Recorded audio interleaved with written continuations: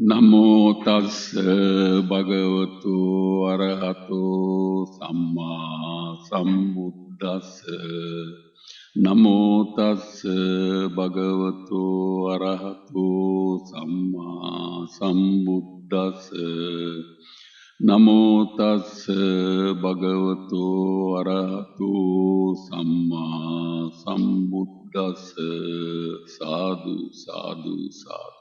තථාගත අමාමෑණි සම්මා සම්බුදු පියාණන් වහන්සේ විසින් දේශනා කරන ලද ඒ නිර්වාණ මාර්ගයට අදාළ පරමාර්ථ ධර්මය පිළිබඳ ගැඹුරු ගවේෂණයක නිරත වී සිටින ප්‍රඥාවන්ත ශ්‍රාවක ශ්‍රාවිකාවනි දරුවනි දැරියනි, අපි මේ ධර්ම දේශන මාලාවේදී අමා මහ නිවන සාක්ෂාත් කිරීම පිණිස නොවරදවාම අනුගමනය කළ යුතු බෝධිපාක්ෂික ධර්ම 37ක් පිළිබඳව සාකච්ඡා පවත්වමින් එනවා. අපි මේ සත්‍තිස් බෝධිපාක්ෂික ධර්ම හැටියට සඳහන් වෙන සතර සතිපට්ඨානය, සතර සම්‍යක් ප්‍රදාන වීරිය, සතර ඉද්ධිපාද, පංච බල, පඤ්චේන්ද්‍රිය, ඒ වගේම සත්ත බොජ්ජංග කියන කරුණු පිළිබඳව වරින් වර සාකච්ඡා කරමින් ආවා මෙතෙක්කල්. අද අපිට සාකච්ඡා කරන්න තිබෙන්නේ පංච බල සත්‍තිස් බෝධිපාක්ෂික ධර්ම යන්ට අදාළ පංච බල සහ පඤ්චේන්ද්‍රිය කියන කොටසයි සත්ත බොජ්ජංග කියන කොටසයි. එතකොට අපි අද ධර්ම දේශනාව තුලින් සාකච්ඡා කරනවා. ඉතින් පෙර අපි සාකච්ඡා කරා සතර සතිපට්ඨානය පිළිබඳව අපි සාකච්ඡා කරා. ඒගොම සතර ඉද්ධිපාද පිළිබඳව කතා කරා. සතර සම්‍යක් ප්‍රදාන වීර්ය පිළිබඳව කතා කරා. අද අපි පංච බල සහ පඤ්චේන්ද්‍රිය කියන කරුණු දෙක පිළිබඳව සාකච්ඡා කරනවා. අපි පළමුවෙන්ම බලමු මේ සත්‍තිස් බෝධිපාක්ෂික ධර්ම කියන්නේ මොනවද කියන කරුණ ඉස්සෙල්ලා අපි අධ්‍යයනය කරගන්න ඕන. මොකද අපි මේ අහන ධර්ම දේශන ඒ වගේම මේ කරන සාකච්ඡා ඉතා නිර්වුල් විය යුතු වෙනවා. මේවා සංකීර්ණ දහමක් වුණොත්, අපිට නොතේරෙන දහමක් වුණොත් අපිට මේ ඉදිරි ගමන යන්න බැරි වෙනවා. එනිසා අපි මේ සත්‍තිස් බෝධිපාක්ෂික ධර්ම කියන්නේ මොනවද කියන කරුණු පිළිබඳව බොහොම ලූණින් අපි වෙනදා කතා කරා වගේම කතා කරලා අපි මේ පංච බල සහ පඤ්චේන්ද්‍රිය පිළිබඳව සාකච්ඡා කරමු. සත්‍තිස් බෝධිපාක්ෂික ධර්ම කියලා කියන්නේ බුදු පියාණන් වහන්සේ විසින් පැහැදිලිවම නොවරදවාම ස්ථිරවම මේ අමා මහ නිවන පිණිස ප්‍රගුණ කළ යුතු ධර්ම කරුණු 37ක් තමයි සත්‍තිස් බෝධිපාක්ෂික ධර්ම කියලා කියන්නේ. එතකොට ඒක බෝධිපාක්ෂික ධර්ම කියලා කියන්නේ ඒ ධර්ම 37ම ධර්ම 37 තුලින්ම සිද්ධ වෙන්නේ මේ අමා මහ නිවන සාක්ෂාත් කිරීමට අවශ්‍ය කරන බුද්ධි වර්ධනය තමයි ඒ තුලින් සිද්ධ වෙන්නේ. ඒ නිසායි මේ ධර්ම කරුණු 37ට සත්‍තිස් බෝධිපාක්ෂික ධර්ම කියලා හඳුන්වන්නේ. එතකොට එතන ආරම්භය තමයි සතර සතිපට්ඨානය. අපි ආරම්භයේදීම අපි පිළිබඳව දැනුවත් වුණා, සාකච්ඡා කරා. සතර සතිපට්ඨානය කියලා කියන්නේ චිත්තානුපස්සනා, කායානුපස්සනා, ධම්මානුපස්සනා, වේදනානුපස්සනා කියන මේ ආකාර හතර පිළිබඳව සතිය පිහිටුවීම, සිහිය පිහිටුවීම. ඒ සිහිය පිහිටවන්නේ කොහොමද කියන කරුණු පිළිබඳව අපි ආරම්භක දෙන්නේ සතර සතිපට්ඨානය පිළිබඳව සාකච්ඡා කරද්දී පැහැදිලි කරා. ඊට අදාළ CD පටිය අරගෙන ඒ පිළිබඳව අධ්‍යයනය කරගන්න, අහන්න, නැවත අහන්න. ඊළඟට අපි කතා කරා සතර සම්‍යක් ප්‍රදාන වීරිය. සතර සම්‍යක් ප්‍රදාන වීරිය කියලා කියන්නේ මේ අමා මහ නිවන සාක්ෂාත් කිරීමට අවශ්‍ය කරන මෙතෙක්කල් නූපං අකුසල් නූපද වීම, උපං අකුසලය අවසන් කිරීම, නූපං කුසලය ඉපදවීම, උපං කුසලය වැඩි දියුණු කිරීම කියන කරුණු හතර තමයි සතර සම්‍යක් ප්‍රදාන වීර්ය කියලා කියන්නේ. ඒ කරුණ පිළිබඳවත් අපි වෙනමම දේශනයක් කළා. නැවත වරක් ඒවා ඒ ධර්ම කරුණු අධ්‍යයනය කරගන්න අවශ්‍යය. ඒ CD පටි අරගෙන නැවත අහන්න. ඊළඟට සතර ඉද්ධිපාද කියලා අපි තුන්වෙනි දේශනය කළා. සතර ඉද්ධිපාද කියලා කියන්නේ ඡන්ද, විරිය, චිත්ත, විමර්ශා කියන හතර. ඡන්ද කියලා කියන්නේ කැමැත්ත. ඡන්ද, විරිය, චිත්ත, විමර්ශා. මොකක් පිළිබඳව කැමැත්තද? සිත විමර්ශනය කර බැලීමේ වීරිය උපදවා ගැනීම පිළිබඳ කැමැත්ත. ඡන්ද, විරිය, චිත්ත, විමර්ශා කියලා කියන්නේ එතන. ඒ පිළිබඳවත් අපි දේශනයක් කරා. දැන් මේ දන්තපා මණ්ඩපයට සම්බන්ධ වෙච්ච කණ්ඩායම් ඒ ධර්ම දේශනය ඇහුවා. එතකොට එතන කරුණු 12යි. සතර සතිපට්ඨානයේ කියන තැන කරුණු 4යි. සතර සම්‍යක් ප්‍රදාන වීර්ය කියන තැන කරුණු 4යි. සතර ඉද්ධිපාද කියන තැන කරුණු 4යි. එතකොට සත්‍තිස් බෝධිපාක්ෂික ධර්ම 37න් කරුණු 12ක් පිළිබඳව ආකාර 12ක් පිළිබඳව මේ වෙනකොට සාකච්ඡා කරලා තිබෙනවා. ඊළඟට අපි අද කතා කරනවා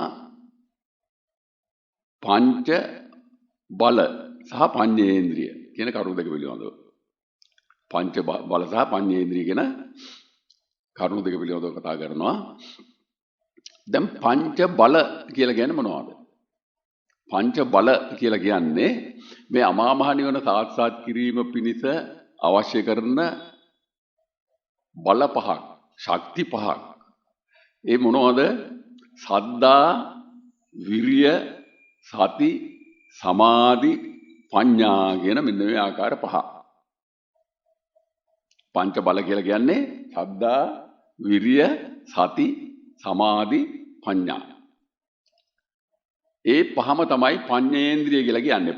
පඤ්චේන්ද්‍රිය කියලා කියන්නේ ප්‍රඥා ඉන්ද්‍රිය කියලා තමයි එතන අර්ථ නිරූපණය වෙන්නේ. ප්‍රඥා ඉන්ද්‍රිය කියන එක තමයි පඤ්චේන්ද්‍රිය කියලා කියන්නේ. ඒතර මේ පඤ්චේන්ද්‍රිය කියලා කියන්නේ ඔන්න ඔය බල පහ. සද්ධා, විරිය, සති, සමාධි, ප්‍රඥා කියන වෙන ආකාර පහ. දැන් එතකොට අපි බලමු දැන් මේ සද්ධා කියලා කියන්නේ මොකක්ද? මේ අමා මහ නිවන සාක්ෂාත් කිරීම පිණිස අවශ්‍ය කරන සද්ධාව උපදවා ගැනීම කියලා කියන්නේ මොකක්ද? දැන් මේ සද්ධාව පිළිබඳව කතා කරද්දී බුදු පියාණන් වහන්සේ මේ ආකාර තුනක හැඳින්වීමක් මේ සද්ධාව පිළිබඳව හඳුන්වලා තියෙනවා. ආකාර තුනක හැඳින්වීමක් තියෙනවා. ඒ ආකාර තුන මොනවද? ඉස්සරලාම අමූලිකා සද්ධා කියලා බුදු පියාණන් වහන්සේ කොටසක් දේශනා කරා. අමූලිකා සද්ධා. ඊළඟට ආකාරවතී සද්ධා කියලා කොටසක් බුදු පියාණන් වහන්සේ දේශනා කළා. ඊළඟට අචල සද්ධා කියලා කොටසක් බුදු පියාණන් වහන්සේ දේශනා කළා. එතකොට සද්ධාවේ කොච්චරද? කොටස් තුනයි. මොනවද? අමූලිකා සද්ධා, ආකාරවතී සද්ධා, අචල සද්ධා.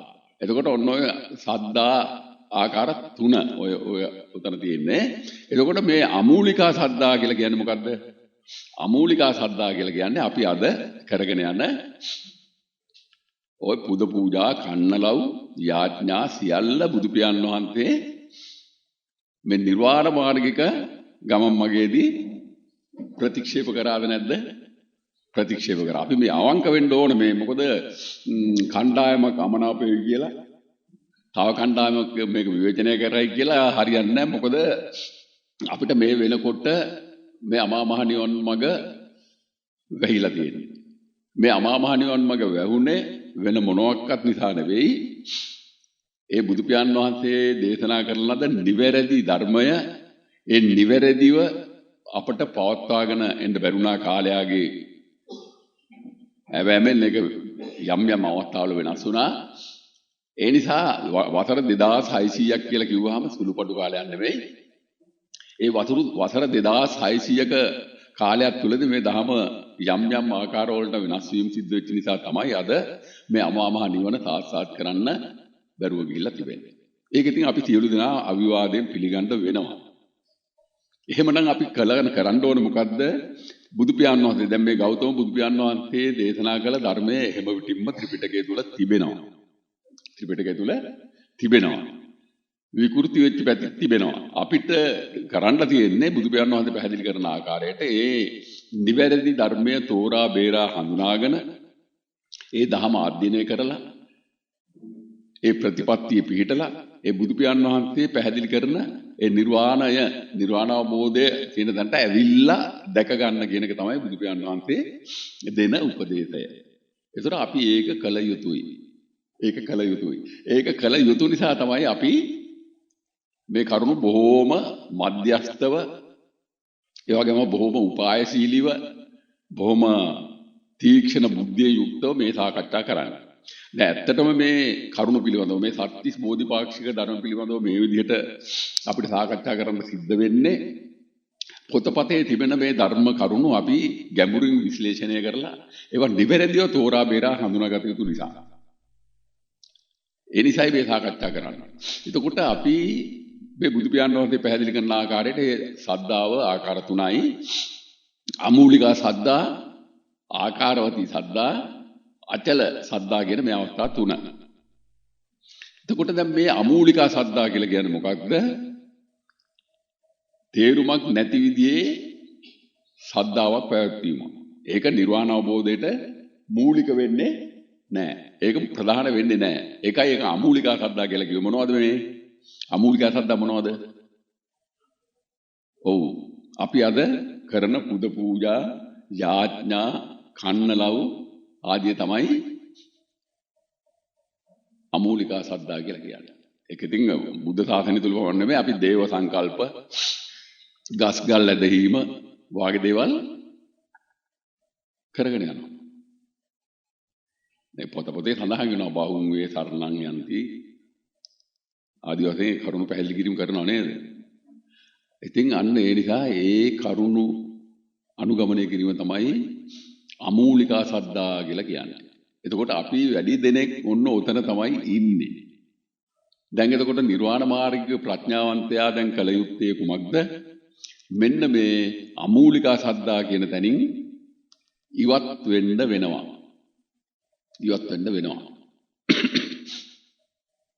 එතකොට ඊළඟට බුදු පියාණන් වහන්සේ පැහැදිලි කරනවා ආකාරවතී සද්ධා. මොකද්ද මේ සද්ධා කියලා කියන්නේ මොකද්ද?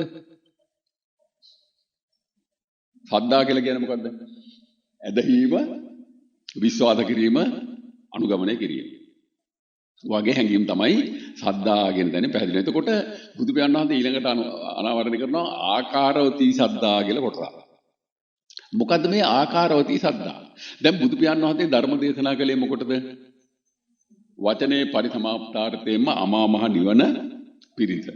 බුදු පියාණන් වහන්සේ ධර්ම දේශනා කළේ වචනේ පරිසමාප්තාර්ථයෙන්ම මේ අමා මහ නිවන පිණිස.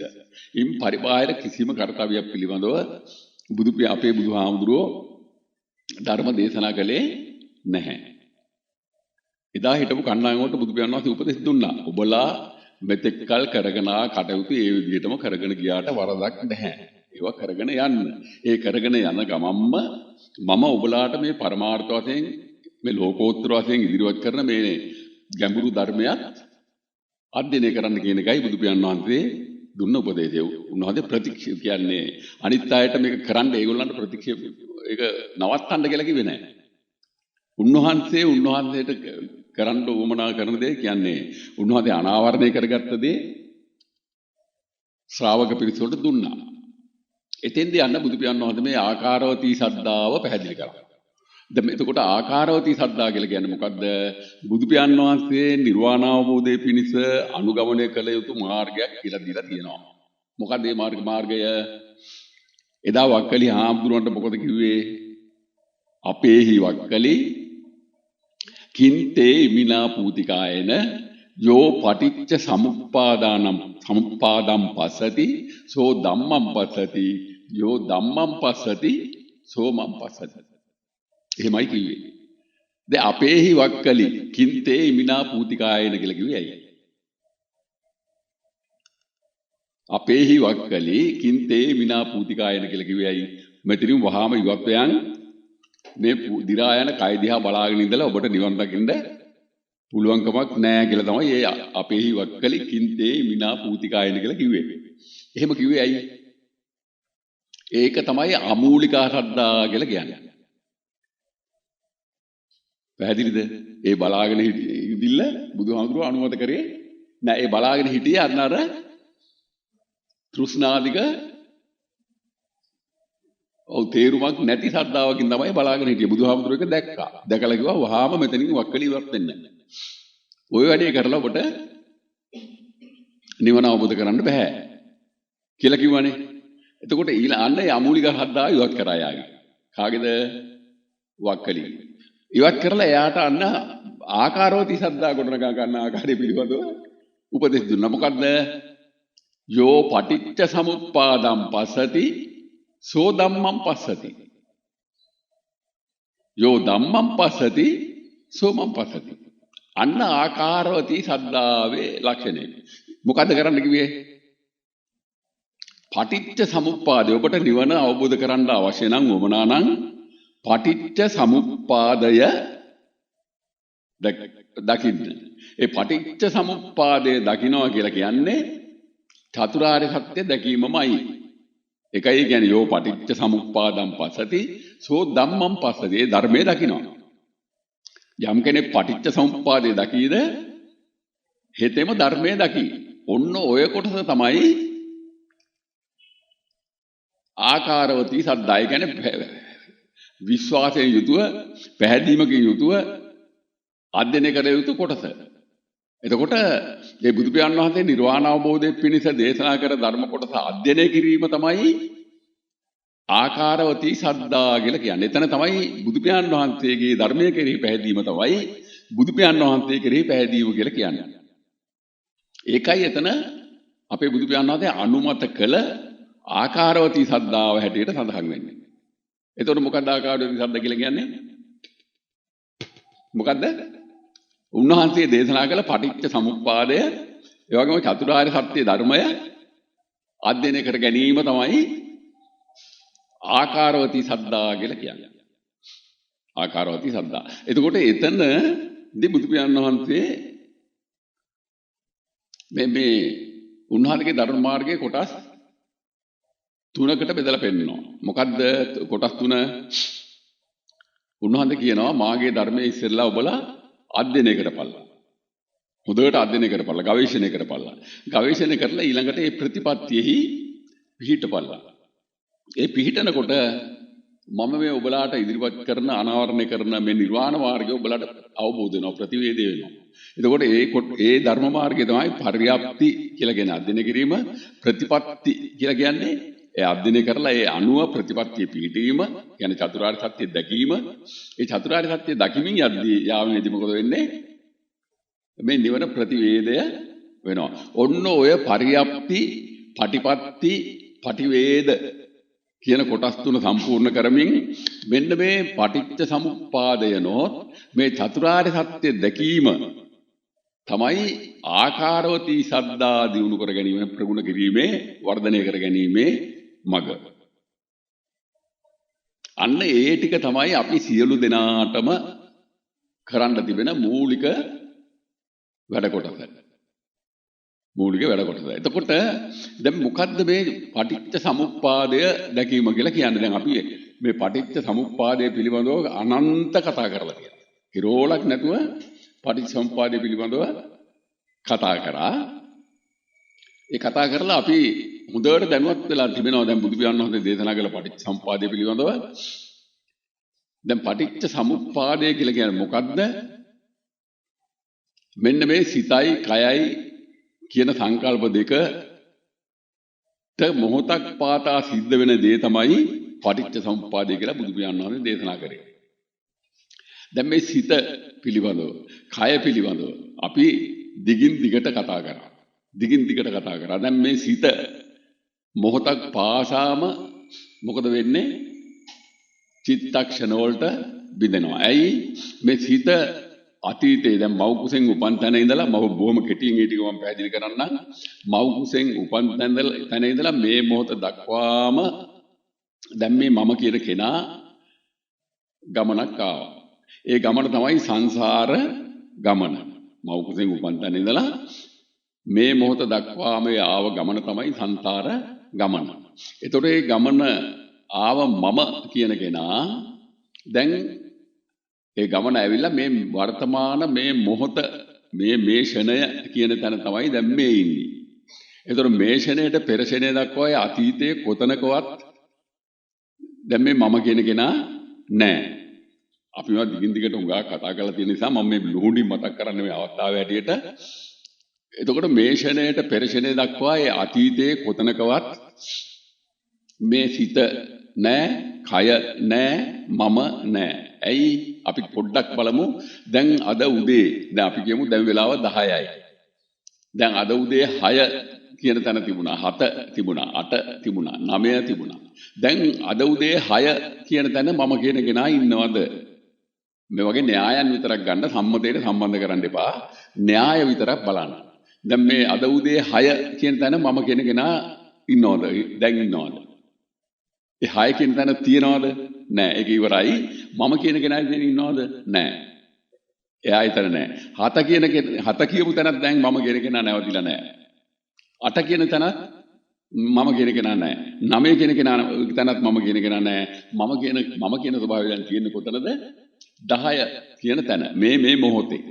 එතකොට පැහැදිලිවම මේ මොහොතට පෙර මොහොත දක්වා අතීතයේ කොතනකවත් මම කියන කෙනා මම කියන ස්වභාවය නෑ.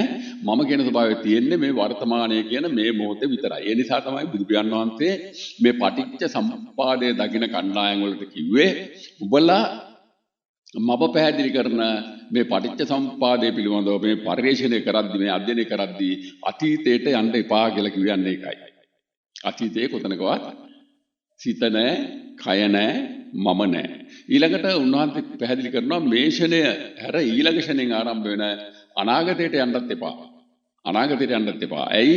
ඒ අනාගතයට තවම ඊළඟ ෂණයට තවම මේ මම කියන කෙනා තවම ගියේ නැහැ. ඊළඟ ෂණයට මම කියන කෙනා තවම ගියේ නැහැ කියලා කියන්නේ ඊළඟ ෂණයේ තවම මේ සංසාර ගමන ආරම්භ වුණේ නැහැ. එතකොට එහෙමනම් අන්න බුදු පියාණන් වහන්සේ උපදෙස් දෙනවා ඒ අතීත අනාගතයේ හිත තවම නැහැ, කය තවම නැහැ, මම තවම නැහැ. ඒ නිසා ඒතන තවම සංසාර ගමන සිද්ධ වෙන්නේ නැහැ. ඒ නිසා ඒ අතීත අනාගතයට ඔබලා මේ පරිේශණය පටිච්චසමුප්පාද පරිේශණය සඳහා අනාගතයට යන්න එපා. එතන තවම මේ පටිච්චසමුප්පාද ක්‍රියාවලිය සක්‍රිය නැහැ කියලා බුදු පියාණන් වහන්සේ පැහැදිලි කරා. බද්දේ කරත්ත සූත්‍රයේ මේ කාරණේ කියනවා අතීතං නන්වාගමෙය නප්පටිකංකේ අනාගතං යදති දම්පහිනන්තං අපත්තං ච අනාගතං පච්චුප්පන්නං ච යෝ ධම්මං තත්ත විපස්සති කියලා බුදු පියාණන් වහන්සේ මේ කාරණේ නිරත වෙන ආකාරය මේ පටිච්චසමුපාදයේ දකින්න හැටි කියලා දෙනවා. අතීතේ ඉවරයි. එතන පටිච්චසමුපාද ධර්මයේ දැන් වෙයි සිද්ධ වෙන්නේ නැහැ, සක්‍රිය නැහැ. එතන සිත නැහැ, කය නැහැ, මම නැහැ.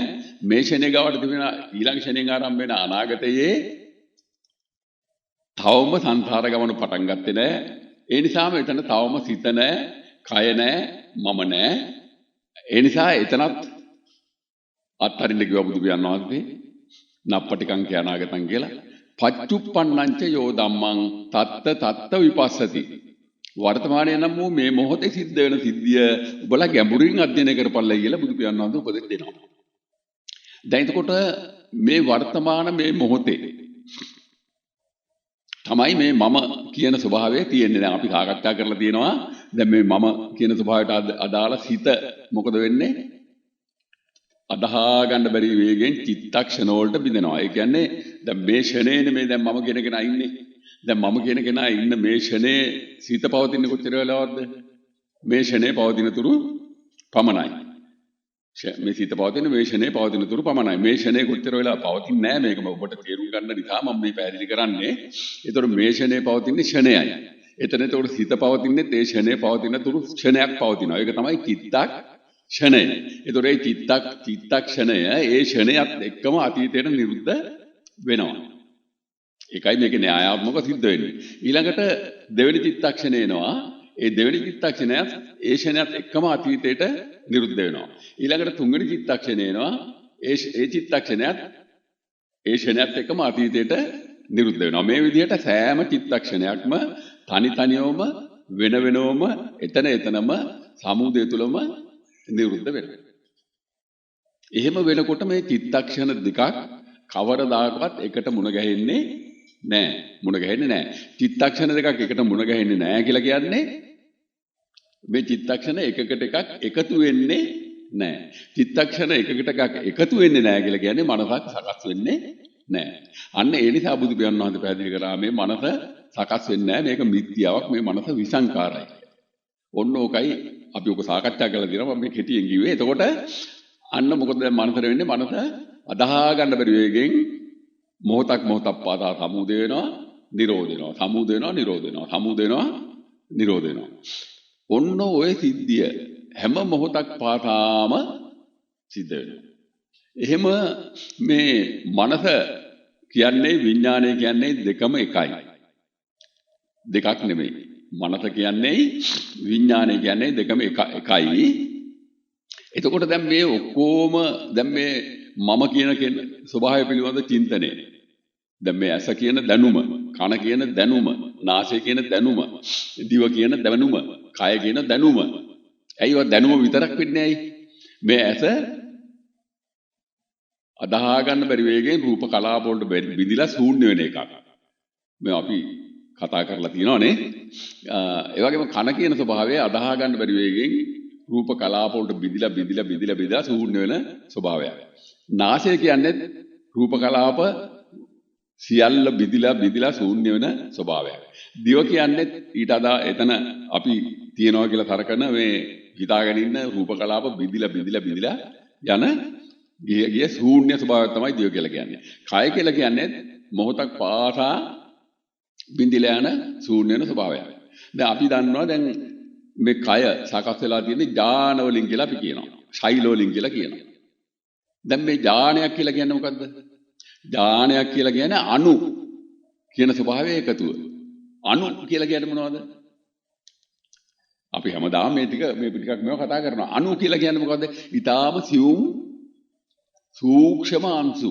බුදු පියාණන් වහන්සේ එදා පැහැදිලි කළ රූප කලාපේ බිඳිලා යන රූප කලාපේ නොපවතින රූප කලාපේ කියපු එක තමයි අද අපි වෛද්‍ය විද්‍යාවෙන් අණු කියලා කියන්නේ. ඒතකොට දැන් මේ අණු වල එකතුවෙන් තමයි ඥානයක් සකස් වෙන්නේ. ඒතකොට ඒ ඥාන වල එකතුවෙන් තමයි ශෛලයක් සකස් වෙන්නේ. එතකොට මේ ශෛල වල එකතුව තමයි මේ රූපය කියලා කියන්නේ. දැන් මේ විදිහට මේ ඊටාම සියුම් අංශු වලින් නිර්මාණය වෙච්ච මේ රූපය නිසලව පවතින එකක්ද? පවතින්නේ නැහැ. ඇයි? ඒ අණු ඥාන ශෛල කියන සියල්ලම නිරන්තරයෙන් චලන වෙමින් විසිරී යන ස්වභාවයක්. ඒ නිසා මේ කය මොහොතක්වත් පවතින ස්වභාවයක් නෙවෙයි. මම මේ බොහොම කෙටියෙන් එතන පැහැදිලි කරේ. පවතින ස්වභාවයක් නෙවෙයි. දැන් මේ බලන්න. දැන් මේ රූප කලාපයක් කියලා කියන්නේ. දැන් රූප කලාපයක එකතුව මොකද්ද? රූප කලාපයක එකතුව තමයි එදා පාලියෙන් කියවා පඨවි, ආපෝ, තේජෝ, වායෝ කියලා. අද අපි අපේ සිංහලෙන් කතා කරනකොට මොකද්ද මේ ලක්ෂණ හතර මොනවද? තද ගතිය, වැగిරෙන ගතිය, උෂ්ණ ගතිය, සිසිල් ගතිය, වායු ගතිය කියන ලක්ෂණ හතර තමයි මේ රූප කලාපයක සංයුතිය. එතකොට මේ තද ගතිය, වැగిරෙන ගතිය. දැන් මේ රූප කලාපයේ සංයුතියේ තියෙනවා මොනවද? තද ගතිය වැగిරෙනවා, වැగిරෙන ගතිය තද වෙනවා. මේවා අපි තේරුම් ගන්න ඕමනයි. මොකද අපිට මේ දුකෙන් ගැලවෙන්න නම් පැහැදිලිවම මේ රූපයෙන් ගැලවෙන්න ඕනේ. ඇයි? මේ දුක් කන්දරාවම තියෙන්නේ මේ මම කියන තැන. උපදින්නේ මම, ජරාවටපත් වෙන්නේ මම, ව්‍යාධින්ටපත් වෙන්නේ මම, මරණයටපත් වෙන්නේ මම. ඉතින් මේ දුකෙන් නිදහස් වෙන්න නම් මේ මම කියන තැනින් නිදහස් වෙන්න ඕන.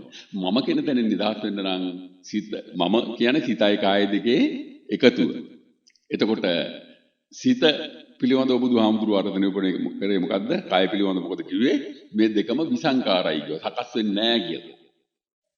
මම භික්ෂුණී ඒ සිතයි කායයි පිළිවඳව විසංකාර ස්වභාවය අත්දකලා තමයි මේ අමා මහ නිවන සාක්ෂාත් කරේ කියලා බුදු පියාණන් වහන්සේ කියනවා. ඒතර අපිටත් එහෙමනම් කරන්න තියෙන්නේ මොකක්ද? උන්වහන්සේ කියන දේ උන්වහන්සේ කියනවා මේ මං කියන තැනට ඇවිල්ලා බලපල්ලයි කියලා. ඇවිල්ලා මේක දැක ගනින්න කියලා කියන්නේ. එතකොට එහෙමනම් අපිත් මේ සිත ඔන්න අපි දැක්කා දැන් චිත්තක්ෂණ වලට බිඳෙනවා. ඒක පවතින්නේ නැහැ. කය රූප කලාප වල එකතුවක් කියලා අපි අරගෙන තියෙනවා. දැන් මේ රූප කලාප වල සංයුතිය හැදිලා තියෙන මොනවගෙන්ද? රූප කලාපයක් හැදුනේ කොහොමද? තද ගතිය, වැగిරෙන ගතිය, උෂ්ණ ගතිය, වායු ගතිය කියන ලක්ෂණ හතරේ එකතුව. රූප කලාපයක් කියලා කියන්නේ ඊටාම සියුම් ස්වභාවයක්. එතකොට මේ තද ගතිය වැగిරෙනවා. නිරන්තරයෙන් වැగిරෙනවා. ඒක නවතින්නේ නැහැ. වැగిරෙන ගතිය තද වෙනවා. එතකොට එකකට එකක් ප්‍රතිවිරුද්ධ ක්‍රියා දෙකක් මේ රූප කලාපය කියන තැන වෙනවා. ඒ වගේම උෂ්ණ ගතිය සිසිල් වෙනවා, වායු වෙනවා, වායු ගතිය උෂ්ණ වෙනවා. තේජෝ වායු. එතකොට මෙන්න මේ ලක්ෂණ මේ හතර එකකට එකක් ප්‍රතිවිරුද්ධ ප්‍රතික්‍රියා දක්වන ලක්ෂණ හතරක්.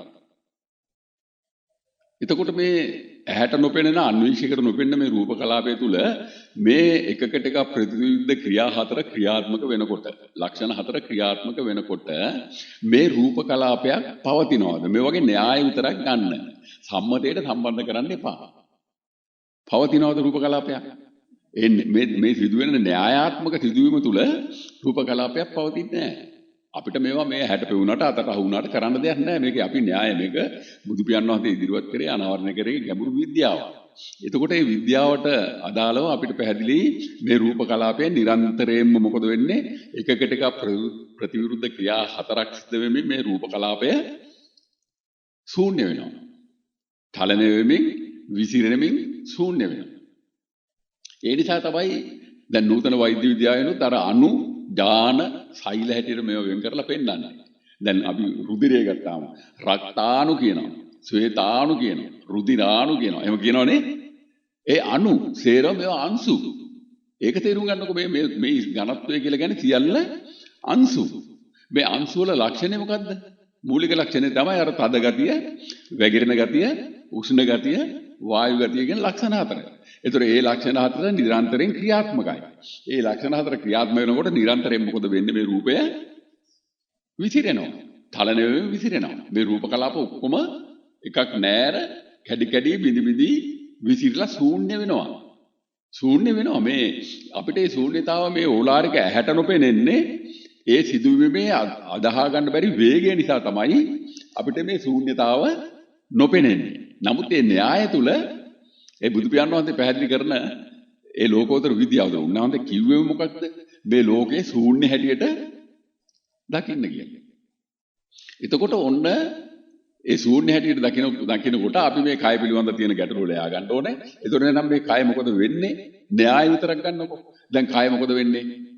රූප කලාප හැටියට මේ සකස් වෙලා තියෙන මේ කය කියන ස්වභාවය මේ ඇස කියන තැන, කය කියන තැන, කන කියන තැන, නාසය කියන තැන, දිව කියන තැන, කය කියන කියලා හඳුන්වන තැන මේ තියෙන රූප කලාප කෝටි සංඛ්‍යාත රූප කලාප මේ හැටියට අපි හඳුන්වන මේ සියලුම රූප කලාප එකක් නෑර කැඩි කැඩි බිදි බිදි විසිරලා යනවා.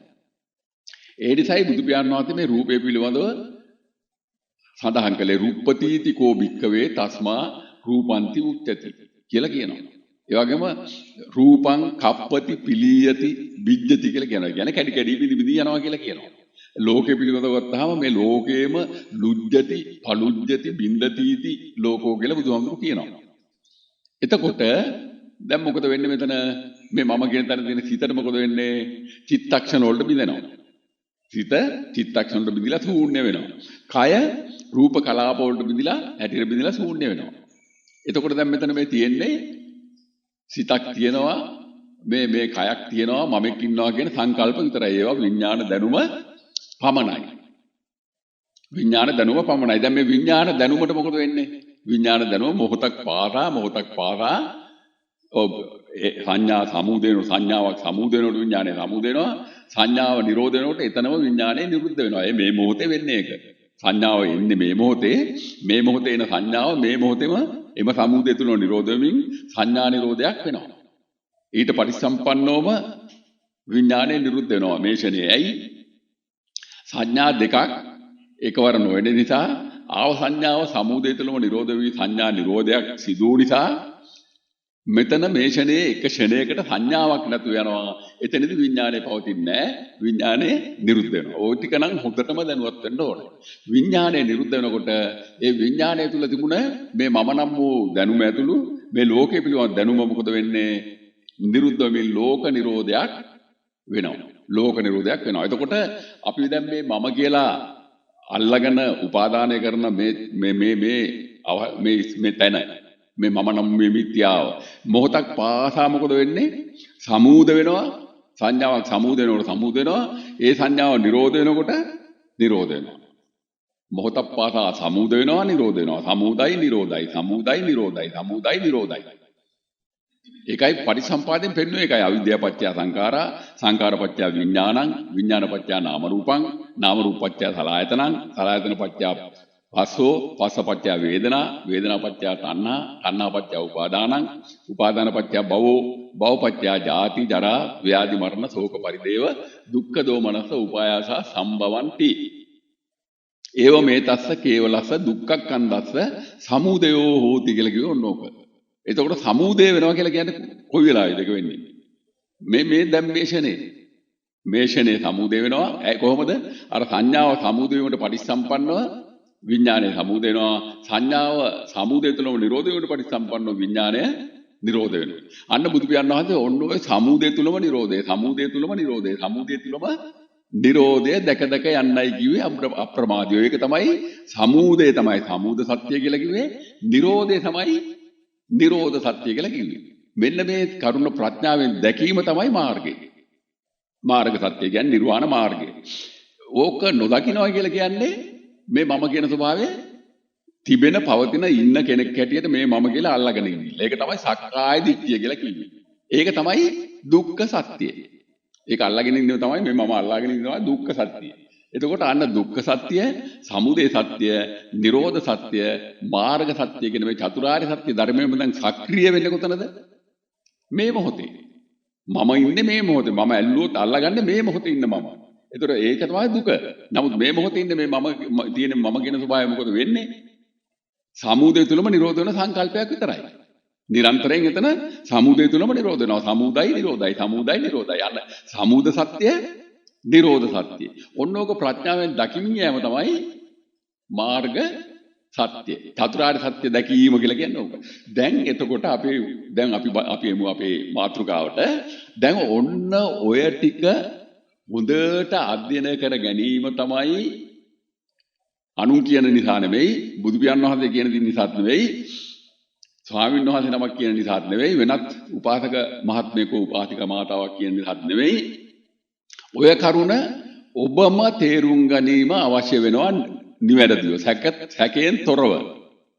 අන්න ඔය ටික සැකයෙන් තොරව තේරුම් ගැනීම තමයි ආකාරවතී සද්ධා කියලා කියන්නේ. මම ඒ ආකාරවතී සද්ධාවට අදාළ කරුණු ටික තමයි ඔය පැහැදිලි කරලා දුන්නේ. එතකොට මොකක්ද එහෙනම් දැන් ආකාරවතී සද්ධා කියලා කියන්නේ? මේ සිතයි කයයි යන මේ මිත්‍යාව මොහොතක් පාසා කැඩි කැඩි බිඳි බිඳි ශූන්‍ය වෙන ආකාරයේ ප්‍රඥාවෙන් දැකීමට හුරු වීම තමයි ආකාරවතී සද්ධාව තුල පිහිටීම කියලා කියන්නේ.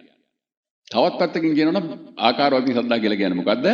චතුරාර්ය සත්‍ය දැකීම පටන් ගත්තොත් යම් කෙනෙක් කරුණු තේරුම් අරගෙන දැන් මේ මම කියන තැන නෙවෙයි ඔක්කොම තියෙන මම කියන තැනනේ නේද? උපදින්නේ මම, ජරාවටපත් වෙන්නේ මම, ව්‍යාධින්ටපත් වෙන්නේ මම, මරණයටපත් වෙන්නේ මම. එතකොට ඒක තමයි සත්‍ය වශයෙන්ම දුක. ආර්යයන් විසින් දත යුතු සත්‍ය වශයෙන්ම දුක ඒක තමයි. දැන් මේ මම කියන එක තමයි සක්කාය දිට්ඨිය කියලා කියන්නේ. සක්කාය කියලා කියන්නේ මේ කය, දිට්ඨි කියලා කියන්නේ ඇතැයි යන දිට්ඨිය. සක්කාය දිට්ඨිය කියලා කියන්නේ මේ මම ඉන්නවා කියන දෘෂ්ටිය. එතකොට එතන තමයි මේ දුක්ඛන්දරවම තියෙන්නේ. දැන් අපි දුකෙන් නිදහස් වෙන්න නම් මොකද කරන්න ඕනේ? මෙන්න මේ මම නම් වූ සක්කාය දිට්ඨියෙන් මිදිලා සම්මා දිට්ඨි වෙන්න ඕනේ. සම්මා දිට්ඨිය බුදු පියාණන් පිළිබඳව බුදුහාමුදුරුවෝ කතා කරනවා. කතමාචාසෝ සම්මා දිට්ඨි. දුක්ඛේ ඥානං, දුක්ඛ සමුදයේ ඥානං, දුක්ඛ නිරෝධේ ඥානං, දුක්ඛ නිරෝධගාමිනී පටිපදාය ඥානං අයං උච්චති ආවසෝ සම්මා දිට්ඨි කියලා. එතකොට දැන් දුක්ඛේ ඥානං. එතකොට දුක පිළිබඳව ඥානය උපදවා ගැනීම. දැන් මොකද දුක? මේ මම කියන ස්වභාවය අල්ලා ගැනීම. ඒක තමයි සක්කාය දිට්ඨිය. ඒක තමයි දුක. නමුත් දැන් මේ මම කියන ස්වභාවයේ ලක්ෂණය මොකද්ද? නිවැරදි ලක්ෂණය මොකද්ද? ඔව් මම කියන ස්වභාවයේ නිවැරදි ලක්ෂණය සිත කියන ස්වභාවය චිත්තක්ෂණ වලට බෙදෙනවා. කාය කියන ස්වභාවය රූප කලාප හැටියට බෙදිලා යනවා. නූතන විද්‍යාවෙන් පෙන්වන ආකාරයට පරමාණු විදියට බෙදිලා ශූන්‍ය වෙනවා. එතකොට මේ තියෙන සංකල්පයක් විතරයි. මේ සංකල්පයේ තියෙන විඥානය තුල. එතකොට මේ විඥානය තුල තියෙන මේ මම නම් වූ සංකල්පය මොකද මොහොතක් පාසා වෙන්නේ මොකක්ද වෙන්නේ? විඥානයේ සමුදය සංඥාවක් සමුදය වෙනකොට විඥානයේ සමුදය වෙනවා. එතකොට මේ සංකල්ප ටික අන්න එතනදී සමුදය වෙනවා. සංඥාව නිරෝධ වෙනකොට එතන විඥානය නිරෝධ වෙනවා. අන්න ඒත් එක්කම මේ මම නම් වූ සංකල්පය නිරුද්ධ වෙනවා. එතකොට එහෙනම් මොහොතක් පාසා දැන් මේ මම නම් වූ මිත්‍යාවට මොකද වෙන්නේ? එතනම මොහොතක් පාසා සමුදයි නිරෝධයි සමුදයි නිරෝධයි සමුදයි නිරෝධයි. අන්න ඒක තමයි ඒ චතුරාර්ය සත්‍යයේ ප්‍රධාන අංග දෙක. සමුද සත්‍ය නිරෝධ සත්‍ය. එතකොට ඔන්න ඔය කරුණු තුන පිළිබඳව දැනුවත් වෙලා. මේක අල්ලගත්තොත් දුකයි. මේ න්‍යාය ලක්ෂණය තමයි සමුදය තුලම නිරෝධ වෙනවා. මේ මනෝ මිත්‍යාව සමුදය තුලම නිරෝධ වෙනවා. සමුදය තුලම නිරෝධ වෙනවා. අන්න ඒ කරුණු තුන පිළිබඳව දැනුවත් වෙලා මෙන්න මේ සමුදය තුලම නිරෝධ වීම මොහොතක් නෑර එතනම දැක යාම තමයි නිර්වාණ මාර්ගය.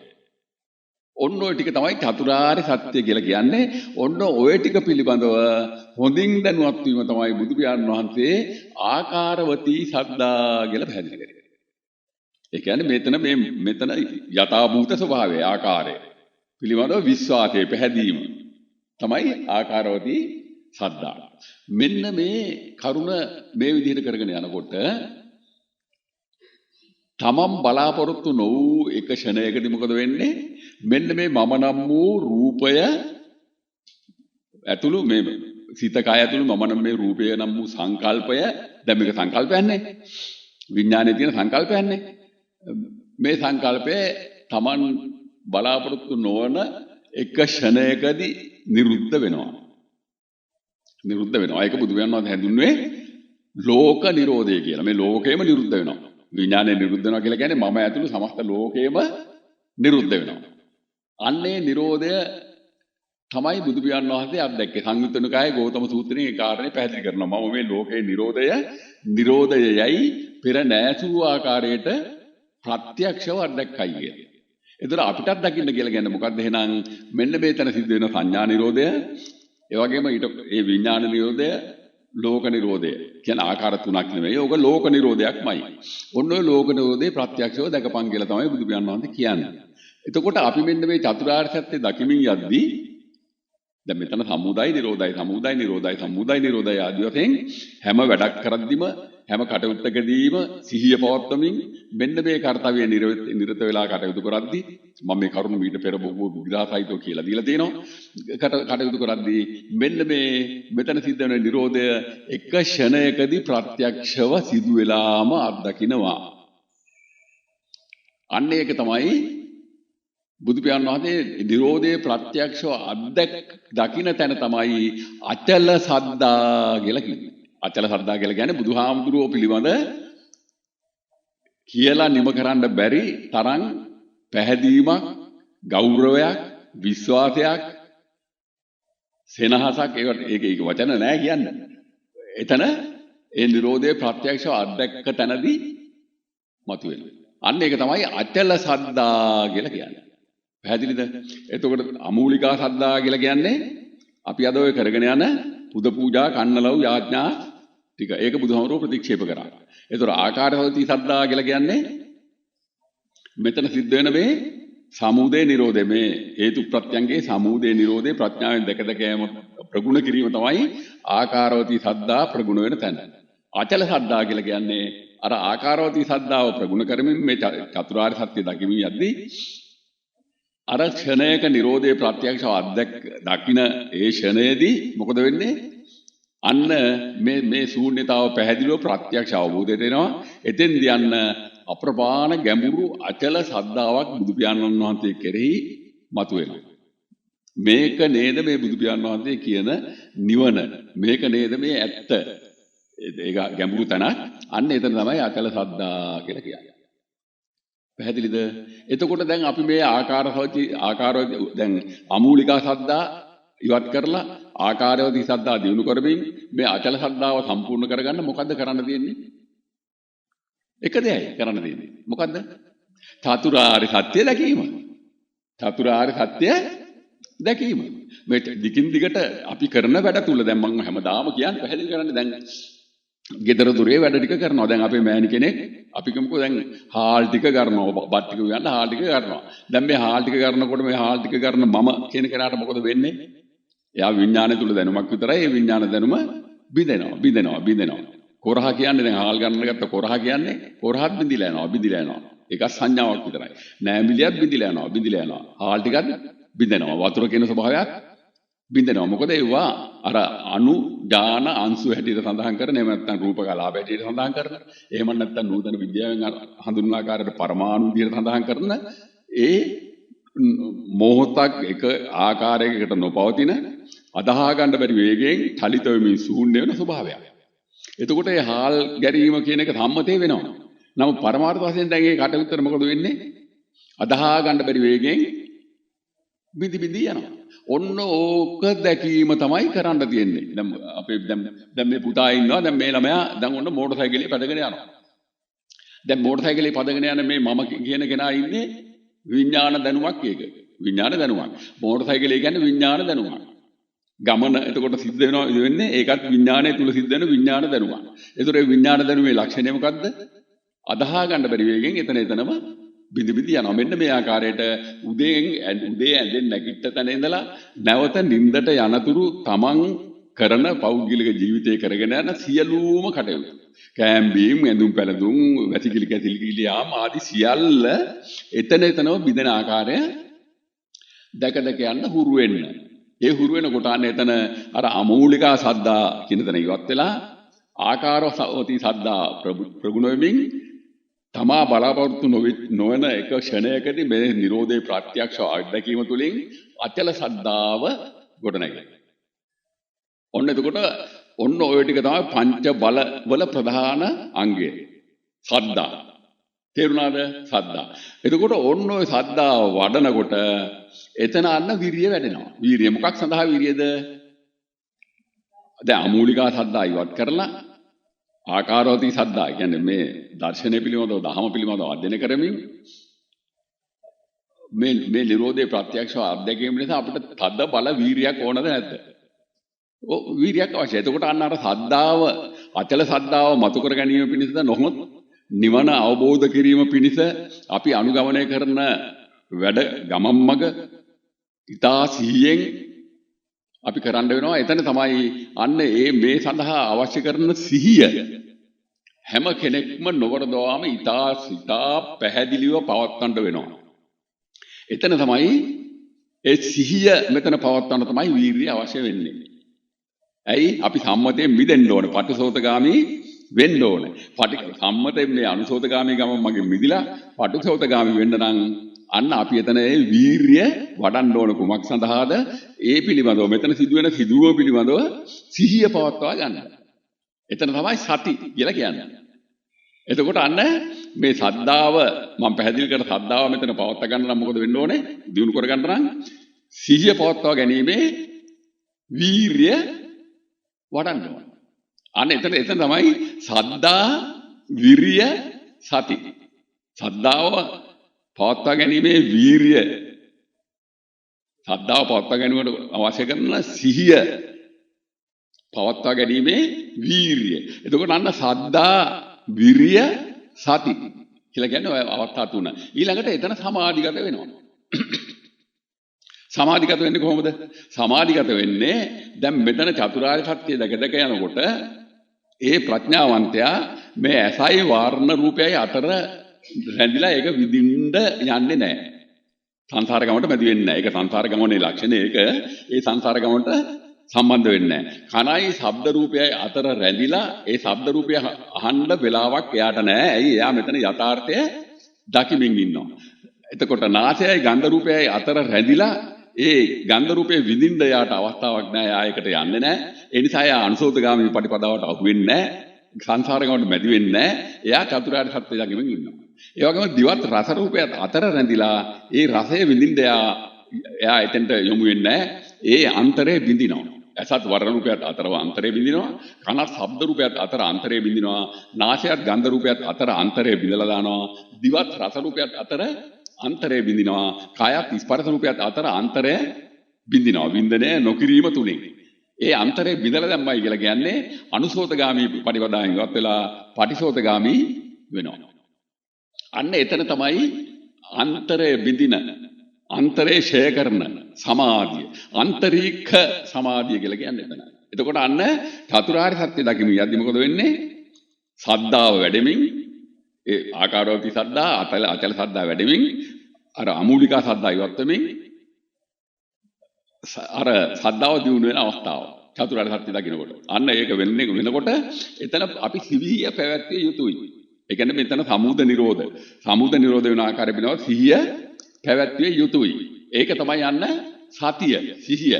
ඒ සිහිය පැවැත්වීමේ වීරිය තමයි විරිය කියලා කියන්නේ. එතකොට සද්ධා විරිය සති පවත්තනකොට ඒ සද්ධාව ගොඩනගාගෙන සතිය වීරියෙන් යුතුව සති සිහිය පවත්තනකොට මොකද වෙන්නේ? අර ආන්තරික සමාධිය වැඩෙනවා. ආන්තරික සමාධිය වැඩෙනවා. පැහැදිලිද? දැන් මම පැහැදිලි කර ආන්තරික සමාධිය කියන්නේ මොකද්ද? ඇසත් වර්ණ රූපයත් අතර සම්බන්ධ අන්තරේ බිඳිනවා. කනත් ශබ්ද රූපයත් අතර අන්තරේ බිඳිනවා. නාසයත් ගන්ධ රූපයත් අතර අන්තරේ බිඳිනවා.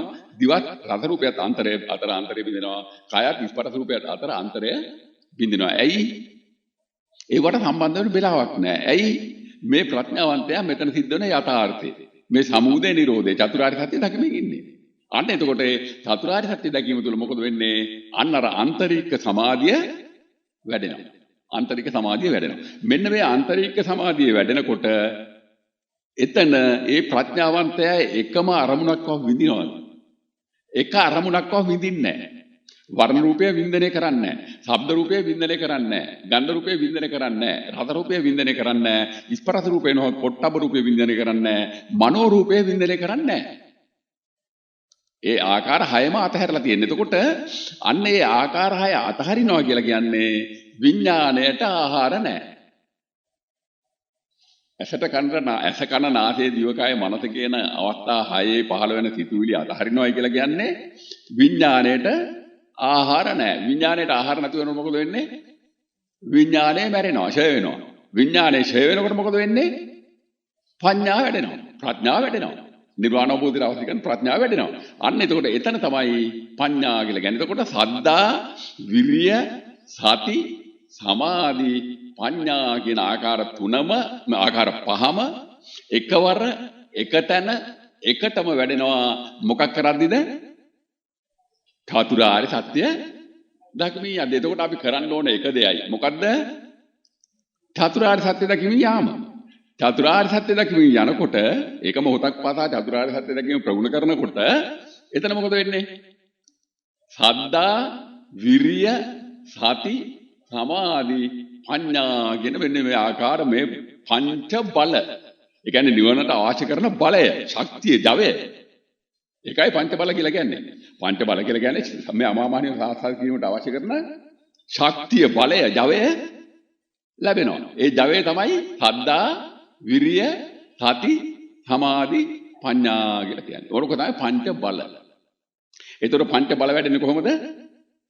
චතුරාර්ය සත්‍ය දැකීම තුලින්. ඒ පංච බල වැඩෙන තනම තමයි පඤ්ඤේන්ද්‍රිය වැඩෙන්නේ. ඒතර පඤ්ඤේන්ද්‍රිය කියන්නේ මොකද්ද? විඥානේන්ද්‍රිය.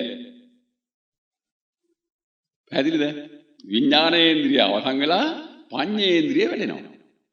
කුමක් කරද්දිද? චතුරාර්ය සත්‍ය දකිද්දී. එතකොට මොනවද පඤ්ඤේන්ද්‍රිය අඩංගු මොනවද? සද්දා, විරිය, සති, සමාධි, පඤ්ඤා කියන මේ ආකාර පහම තමයි පඤ්ඤේන්ද්‍රිය කියලා කියන්නේ. එතකොට පංච බල කියන්නේ පඤ්ඤේන්ද්‍රිය කියන්නේ දෙකම එකයි. ඒ කියන්නේ පඤ්ඤේන්ද්‍රිය වඩා ගැනීම සඳහා තමයි පංච බල මෙතන ගොඩනගන්නේ. පඤ්ඤේන්ද්‍රිය ඒ කියන්නේ අපිට නිවන සාක්ෂාත් කරන්න උවමනා කරන්නේ පඤ්ඤේන්ද්‍රිය. ඒ පඤ්ඤේන්ද්‍රිය ගොඩනගා ගන්න තමයි අපි මෙතන අර පංච බල ගොඩනගා ගන්නේ. පංච බල ගොඩනගන්නේ කුමක් තුලින්ද? චතුරාර්ය සත්‍ය දැකීම තුලින්. ඒතකොට චතුරාර්ය සත්‍ය දැකීමේදී මොකද වෙන්නේ එහෙනම්? පංච බල පඤ්ඤේන්ද්‍රිය කියන මේ ආකාර 10ම පංච බල කියන තැන 5යි, පඤ්ඤේන්ද්‍රිය කියන තැන 5යි. මේ 10ම වැඩෙනවද නැද්ද? 10ම වැඩෙනවා. එහෙනම් අපි මොකද්ද කරන්න තියෙන්නේ? අමා මහ නිවන පිණිස අවශ්‍ය කරන සත්‍තිස් බෝධිපාක්ෂික ධර්ම වල පංච බල සහ පංචේන්ද්‍රිය කියන බල ආකාර 10 වඩා ගැනීම සඳහා නොවරදවාම නිරන්තරයෙන්ම මොහොතක් නැර චතුරාර්ය සත්‍ය දැකීම ප්‍රගුණ කළොත් අපි ඒ ජයග්‍රහණය ලබනවා. හොඳයි අපි අද ධර්ම දේශනේ මේ පංච බල සහ පංචේන්ද්‍රිය පිළිබඳව කළ ධර්ම දේශනේ මෙතකින් સમાප්තයි. සාදු සාදු සාදු. සබ්බ පාපස්සා කරණං කුසලස්ස උපසම්පදා සචිත්ත පරියෝදපනං ඒතම් බුද්ධානුශාසනං. සබ්බ පාපස්සා කරණං කුසලස්ස උපසම්පදා සචිත්ත පරියෝදපනං ඒතම් බුද්ධානුශාසනං. සබ්බ පාපස්සා කරණං කුසලස්ස උපසම්පදා සචිත්ත පරියෝදපනං ඒතම් බුද්ධානුශාසනං. සාදු සාදු සාදු. මාමේ ඉදිරිපත් කරන ධර්මයේ ශ්‍රවණය කර එම ප්‍රතිපත්තියේ පිහිටීම තුලින් මේ සියලුම දෙනා පංච බල ඒ පඤ්ඤේන්ද්‍රිය ගොඩනගා ගනිමින් අමා මහ නිවනටපත් වෙත්වා සත්‍ය දකිත්වා නිර්වාණ අවබෝධ ලබත්වා. සාදු සාදු සාදු.